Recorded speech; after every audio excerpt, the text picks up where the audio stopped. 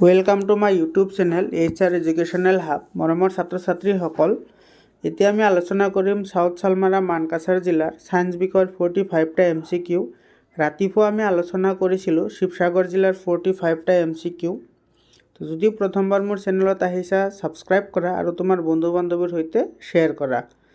তোমালোকে এইটো চেনেলতে ছায়েন্স বিষয়ৰ প্ৰতিটো জিলাৰে 45টাকৈ MCQ তোমালোকে দৈনিক দুটাকৈ পাই থাকিবা। আৰম্ভ কৰিছোঁ আজিৰ ভিডিঅ'টো। প্ৰথম প্ৰশ্নটো কৈছে ছ'ডিয়াম ছালফেট আৰু বেৰিয়াম ক্লৰাইডৰ মাজত বিক্ৰিয়া ঘটি বেৰিয়াম ছালফেট আৰু ছ'ডিয়াম ক্লৰাইড উৎপন্ন হৈছে। তো এইটো কি বিক্ৰিয়া হয় সেইটো সুধিছে। এইটো এটা কি হয়? দ্বি অপহৰণ বিক্ৰিয়া হয়, কাৰণ ইয়াতে কি হৈছে? আয়নৰ বিনিময় হৈছে। 2 নম্বৰ কুৱেশ্যন, কি ঘটে যেতিয়া লঘু হাইড্ৰক্লৰিক এচিড লুৰ গুড়িত যোগ কৰা হয় তেতিয়া আইৰণ ক্লৰাইড আৰু হাইড্ৰজেন গেছ উৎপন্ন হ'ব? ইয়াৰ শুদ্ধ উত্তৰটো হ'ব A নম্বৰ। 3 নম্বৰ কুৱেশ্যন, এটা দ্ৰৱই গুড়ি কৰি লোৱা কণীৰ খোলাৰে সৈতে বিক্ৰিয়া কৰি এটা গেছ উৎপন্ন কৰে, গেছটোৱে চূণ পানী ঘোলা কৰে, তেতিয়াহ'লে দ্ৰৱটোত কি থাকে? Hydrochloric acid. এটা দ্ৰৱই নীলা লিটমাছ ৰঙা কৰিছে, ইয়াত pH হ'ব পাৰে 10। 5 নম্বৰ, এটা মৌলই অক্সিজেনৰ লগত বিক্ৰিয়া কৰি উচ্চ গলনাংকৰ যৌগ উৎপন্ন কৰে, যৌগটো পানীত দ্ৰৱণীয়, সম্ভৱপৰ মৌলটো হ'ল কেলছিয়াম। 6 নম্বৰ কুৱেশ্যন, তলত উল্লেখিত ধাতুবোৰৰ সক্ৰিয়তাৰ শুদ্ধ নিম্ন ক্ৰমটো হ'ল? ইয়াৰ শুদ্ধ উত্তৰটো হ'ব 1 number potassium, sodium, calcium, aluminium আৰু লেড।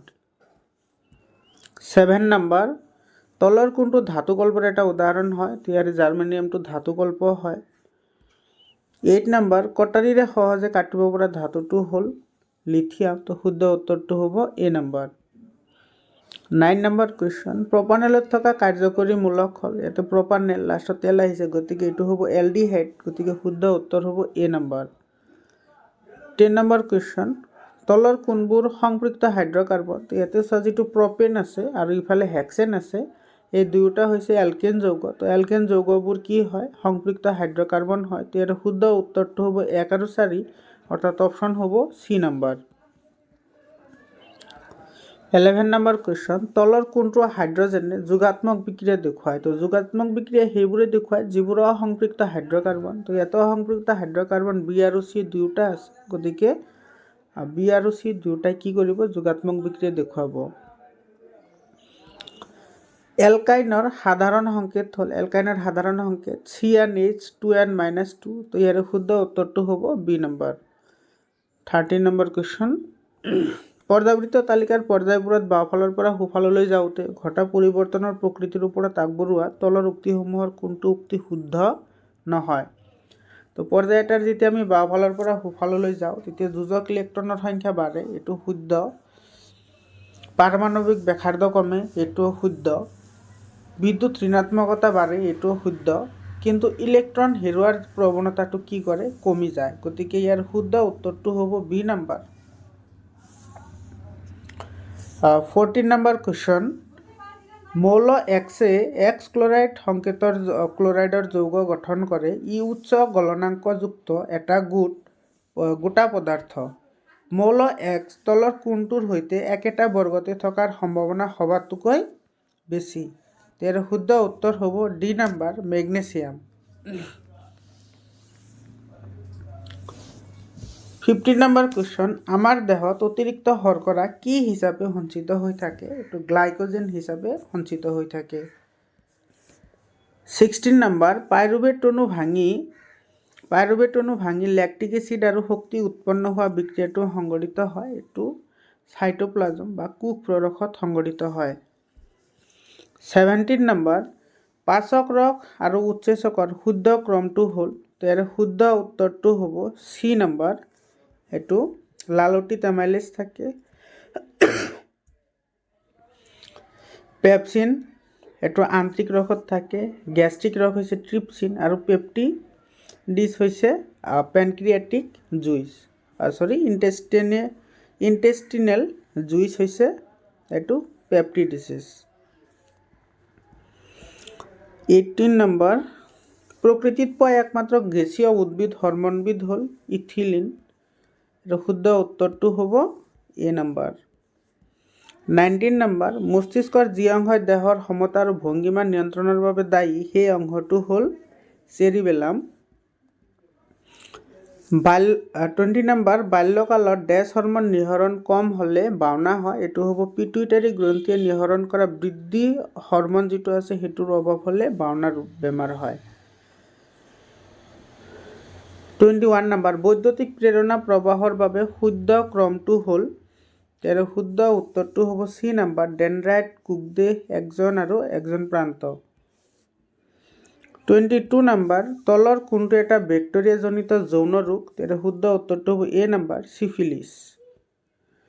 23 নম্বৰ, কপাৰ টি কিয় ব্যৱহাৰ কৰা হয়? তো কপাৰ টি ব্যৱহাৰ কৰা হয় গৰ্ভাশয় সংস্থাপন কৰি গৰ্ভধাৰণ বন্ধ কৰা হয়। ইয়াৰ বি নম্বৰটো শুদ্ধ উত্তৰ।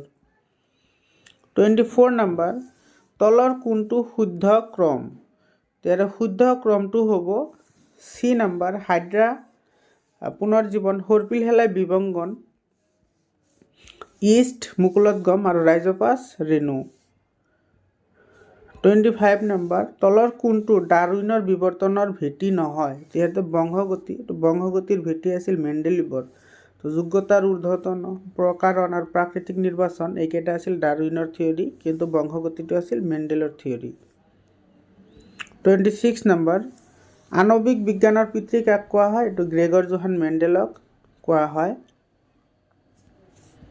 27 নম্বৰ, ঘূৰণীয়া বীজ থকা ওখ TTWW আৰু সুতুৰা বীজ থকা চাপৰ গছ স্মল t WW মাজত নিষেচন হোৱাৰ ফলত F1 জোনুৰ গছবিলাক কেনেকুৱা হ'ব?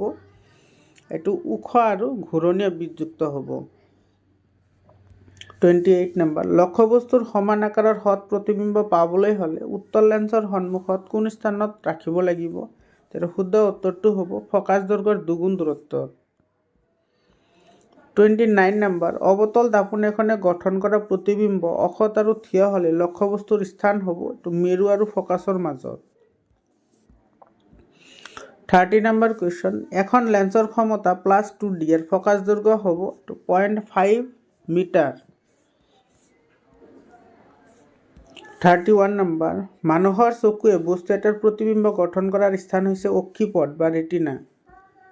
32 নম্বৰ, নিয়মীয়া দৃষ্টিৰ শব্দপ্ৰাপ্ত বয়স্কৰ বাবে স্পষ্টকৈ দেখা ন্যূনতম দূৰত্ব হ'ল 25 চেণ্টিমিটাৰ। 33 নম্বৰ, পৰিষ্কাৰ আকাশৰ ৰং নীলা কাৰণটো পোহৰৰ বিক্ষেপণ। 34 নম্বৰ, ৰোধকতাৰ SI একক হৈছে ওম মিটাৰ। 35 নম্বৰ, এটা বৈদ্যুতিক বাল্ব 220 ভোল্টৰ বিদ্যুৎ যন্ত্ৰ এটাৰ লগত সংযোগ কৰা হৈছে। প্ৰবাহৰ মান 0.50 এম্পিয়াৰ হ'লে বাল্বটোৰ ক্ষমতা হ'ব 110 ৱাট। 36 নম্বৰ, শস্যবৰ্তনী হোৱাৰ সময়ত বৰ্তনীটোত প্ৰবাহ কি হয়? এইটো বোজন পৰিমাণটো বৃদ্ধি পায়। 37 নম্বৰ, বৰ্তনীত প্ৰবাহৰ উপস্থিতি নিৰ্ণয় কৰিব পৰা সঁজুলিবিধ হ'ল এমিটাৰ। 38 নম্বৰ, পশ্চিম দিশলৈ উৎক্ষেপিত ধনাত্মক আধানেৰে আহিত কণা এটা আলফা কণা চৌম্বক ক্ষেত্ৰৰ উত্তৰ দিশলৈ বিচ্যুত হ'ল। চৌম্বক ক্ষেত্ৰৰ দিশ হ'ব ঊৰ্ধ্বমুখী। 39 নম্বৰ, তলৰ কোনবিধ মৌল সৌৰকোষ প্ৰস্তুতকৰণত ব্যৱহাৰ কৰা হয়? এইটো চিলিকন। 40 নম্বৰ, নিউক্লিয় বোমা এটা পদাৰ্থতেবিত সোমাই ৰখা হয় য'ত থাকে এইটো ডিউটেৰিয়াম আৰু লিথিয়াম। তাৰ শুদ্ধ উত্তৰ হ'ব চি নম্বৰ।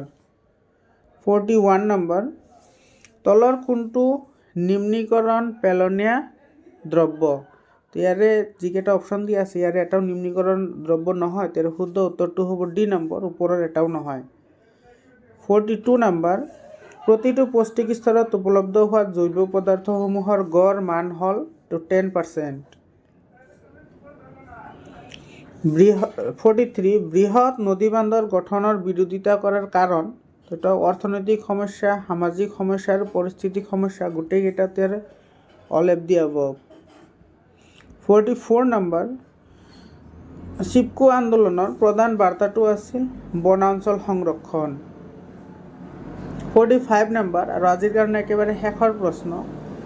তিনিটা আৰে প্ৰাকৃতিক সম্পদ সংৰক্ষণৰ দীৰ্ঘম্যাদী হিচাপে কাৰ্য কৰে। সেই তিনিটা হ'ল এইটো হ্ৰাসকৰণ, পুনৰচক্ৰীকৰণ আৰু পুনৰ ব্যৱহাৰ।